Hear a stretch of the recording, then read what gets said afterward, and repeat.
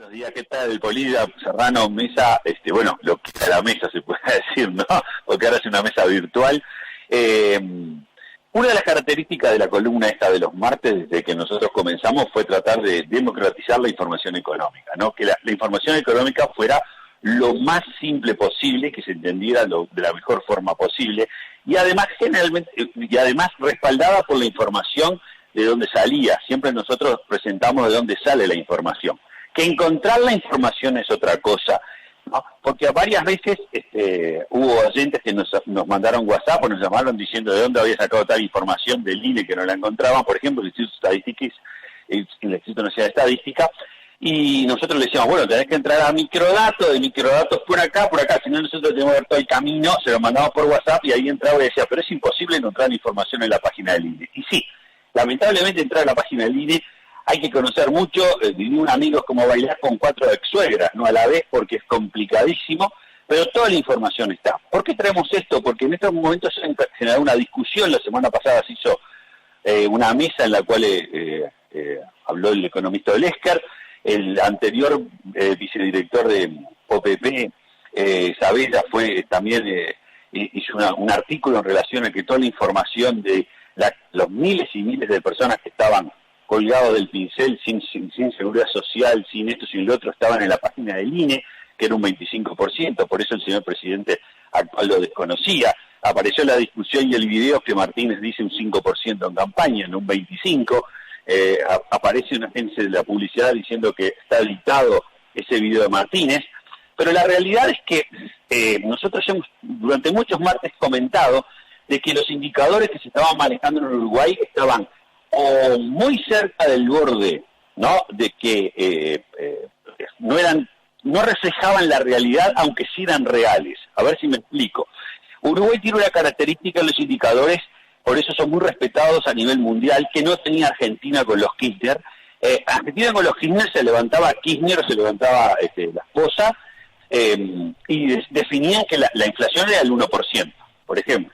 Eso llevó a que si ustedes entran a la serie histórica del Banco Mundial, del BID, de Naciones Unidas, van a encontrarse que durante todo el gobierno de Kirchner y durante todo el gobierno de Cristina Fernández dice sin datos, o sea, porque los datos no eran reales, o sea, el PBI de Argentina no era real, el índice de precio de consumo no era real porque era inventado por ellos directamente. En Uruguay y en otros países nunca se tocó, no se llamó a funcionario y se le dijo el índice de precio tiene que ser 5%, sino que se utilizaron otros mecanismos. El que más clásico se da, y es un ejemplo que se da en Facultad de Economía siempre y en todas las áreas económicas, es el caso del peseto. Capaz que ustedes no lo recuerdan.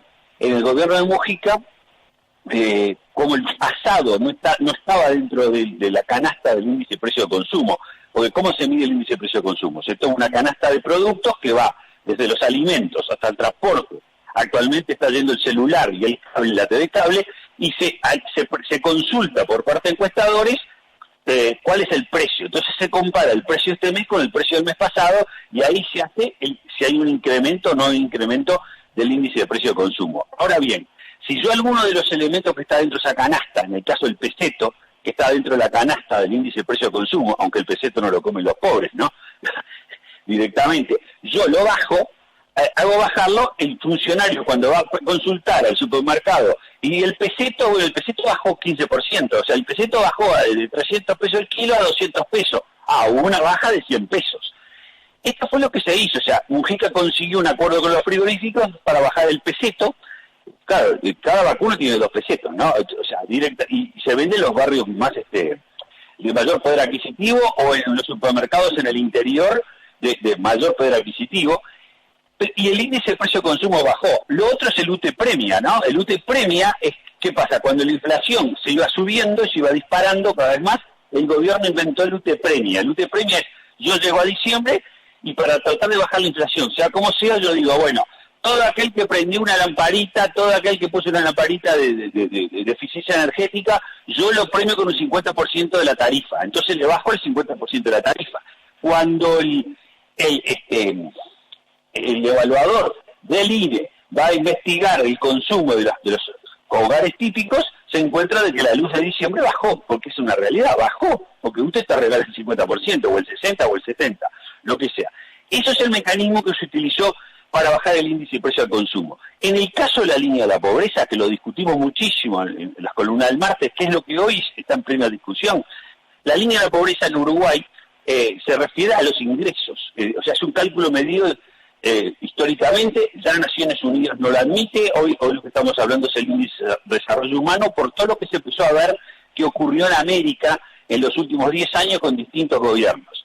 En Uruguay la línea de la pobreza se le metió a o sea, tú no podés entender cómo se diga que no hay, que una persona que está hoy en el relleno, en el vertedero de la Pedrera, no es pobre, ¿no? Es decir, como una persona que vive en el vertedero de la Pedrera no es pobre. El caso muy paradigmático fue de las 4 personas que vivían en un bar, en el alero de un bar de Carreras Nacionales y General Flores en Montevideo, que los 4 tenían trabajo formal, y dormían en un alero de un bar en pleno invierno, y resulta que no eran pobres. ¿Pero por qué? Porque cuando tú me dices el sistema del ingreso, en Uruguay se le puso el ingreso que ganan, por un lado, más el ingreso a la tarjeta si tienen tarjeta del MIDES, más el aporte del FONASA. O sea, la persona iba antes al hospital y ahora sigue yendo al hospital, pero ahora ahora digo, desde el momento que se empezó a medir con este sistema, dice, no, pero yo te aporte, usted va al hospital porque alguien aporta para el FONASA, por lo tanto, usted, el Estado, le está dando la cuota del FONASA a usted, y eso se lo meten como ingreso. Y también le metieron como ingreso, si tiene hijos, lo que comen los hijos en el comedor. O sea, se calculó un ficto, usted tiene 2 hijos, bueno, en el comedor de la escuela le cuesta tanto. Entonces, claro, esa persona pasó la línea de la pobreza. En la realidad no veía esa plata, pero pasó la línea de la pobreza. 2 autores americanos, uno de ellos llegó al premio Nobel, comentó sobre la línea de la pobreza que el problema grave es que si las personas no están de un 20 o un 30% de sus ingresos por arriba de la línea de la pobreza, lo que ocurre es que cualquier problema económico que pase, esa persona cae de nuevo por debajo de la línea de la pobreza. O sea, si tú 10.000 pesos en la línea de la pobreza, pero tú tendrías que estar ganando de 12.000 a 13.000 pesos, cosa que cualquier problema en la economía, tú dejas de ganar, en vez de 13.000 pasás a ganar 11.000, pero la línea de pobreza está en 10.000 pesos, por lo tanto seguís estando por arriba de la línea. Lo que ocurrió en Uruguay, que la mayoría, el grupo de la línea de la pobreza, estaba un 1%, un 2% por arriba. Entonces vino esta pandemia mundial y resulta que al venir esta pandemia mundial se cae todo el tinglado, ¿no? Se cayó el tinglado totalmente y las personas caen por la línea de la pobreza. Por eso Lesker quiso explicar los otros días que en 20 días sí pueden en una economía cambiarse los indicadores que venían muy bien, que no venían nada bien, vamos a ser muy claros, y tampoco es lógico, ¿no? Por eso Naciones Unidas utiliza el índice de desarrollo humano. El índice de desarrollo humano, ¿qué dice? Una persona que está viviendo en la Pedrera, no, yo digo, por ingresos, sí, no es pobre, porque le pongo la tarjeta al MIDES, le pongo el tema del FONASA, le pongo que manda al hijo al tiempo completo a comer, etcétera, etcétera. Ahora, ¿tiene casa? No. ¿Dónde tiene baño? No. ¿Dónde cocina? Y no tiene cocina. ¿Tiene agua potable? No, si no tengo. Por lo tanto, el índice de desarrollo humano es bajísimo. Creo que lo que se resumió en todo esto fue en las palabras de el ingeniero Nogués, cuando dijo de Un Solo Uruguay. Me parece que la mejor reflexión que ha habido de todo esto es: descubrimos que el Uruguay estaba atadito con alambre. Que esa es la definición más clave de en estos momentos en la situación que estamos pasando y por qué se cayó toda esta gigantesca cantidad de gente. Viene un problema externo, mundial, externo, se detuvo la actividad, entonces miles de personas, primero, que si bien adentro de la página del INE estaban y decía que más del 25%, o sea, el INE dice el 25%, los economistas privados dicen que es un 34% de gente que está en la informalidad en Uruguay, no un 25%, que es más todavía, o sea, era más en diciembre del año pasado, perdón, del 25%, y el caso de la línea de la pobreza, porque hoy nos encontramos con este abrupto golpe que estamos teniendo en nuestro país.